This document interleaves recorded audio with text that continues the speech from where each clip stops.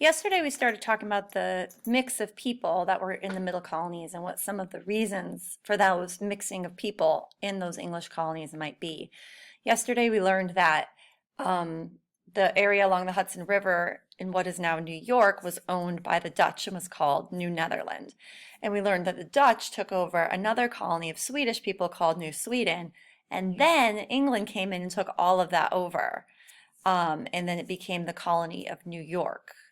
So now we're going to look more closely at Pennsylvania, which is right here. Pennsylvania has a pretty good mix of people in it too, and Pennsylvania is kind of special, and we're going to take a look at why. But we're going to read along here. It says, while the Dutch have been settling New York and northern New Jersey, Swedish colonists had settled Delaware and southern New Jersey. So we kind of learned a little bit about this yesterday. There's Dutch and Swedish in the area. The Swedish colonists also set up trading posts in what is now Pennsylvania.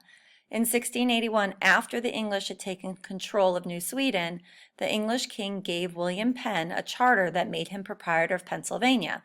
So there's a super lot of information there, but most of it we've kind of already talked about. New Sweden was there, and then when the king came over and took over New Netherland, he also took over New Sweden as part of that because New Netherland had taken them over. So the king has all this land now, the king of England, that is, and he gives it. Okay, which is always really interesting that the kings and queens do this. So the Native Americans there, they take the land, and then the colonists are there, that land gets taken, and then all these people are there, but then the king gives this land to somebody else who's not there. Okay, and that somebody else right here is William Penn. All right, so he's kind of an important person. English king gave William Penn the charter that made him proprietor. Proprietor means owner of Pennsylvania. So this guy owned all of Pennsylvania. So let's take a look at what's so interesting about William Penn and see if we can figure out how this helps us understand the mix of people in the middle colonies. All right, so it says Penn was a member of the Society of Friends. Okay, member of the Society of Friends. So that's like a group. Oh, it tells me right here. A religious group also known as the Quakers. Hey, this word Quaker came up yesterday and you said, hey, there's Quakers living in the middle colonies. And I said, yes, and Quakers is a religious group. So let's learn a little bit more about these people. Quakers believed that all people are equal and are basically good. Okay, I want you to hold on to that for a second. Quakers believe that all people are equal and basically good. Okay, all people. Maybe not the way that we think people are equal. For back then, that was definitely a big deal. They felt that violence is always wrong, so they refuse to carry guns or fight. They also believe in solving all problems peacefully. So these are definitely things that set the Quakers apart from everybody else, and also the way that they interact with people. So in New England, remember, they kicked Anne Hutchinson out of Massachusetts because she taught the Bible in her home. But if you were a Quaker and you were a woman, you could speak up and speak about the Bible in church, and it was allowed because Quakers believed that in front of God, everybody was equal, which also makes the Quakers some of your first abolitionists. An abolitionist is somebody who speaks out against slavery. Again, that belief that all people are equal in front of God. That doesn't mean they treated everybody exactly as equally as we do now, but definitely way more equally for the time. Okay?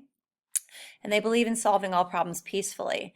So when they settle in Pennsylvania, William Penn goes out and makes an effort to buy and make a treaty for the Native Americans in order to get the land, and feeling that that's a way to deal with them peacefully, even though they don't really have a choice. All right, so this is kind of what makes the Quakers unique. So that kind of answers that question we had yesterday when that word Quaker came up. So they're a religious group, and they have some very interesting beliefs that are pretty modern for the time, okay?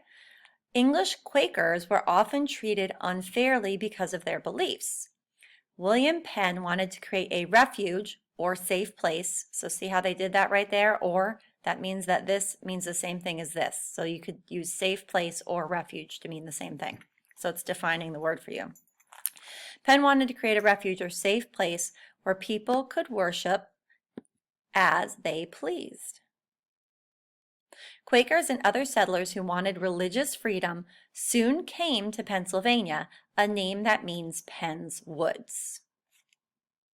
So this gets me thinking, maybe this is one of the reasons why there is also a mix of people there, because he's offering religious freedom.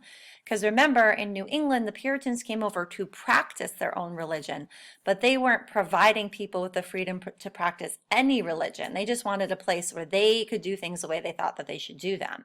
So this is a little different. This is a place where people of all religion could come in to feel safe. And again, that goes back to the Quakers' beliefs.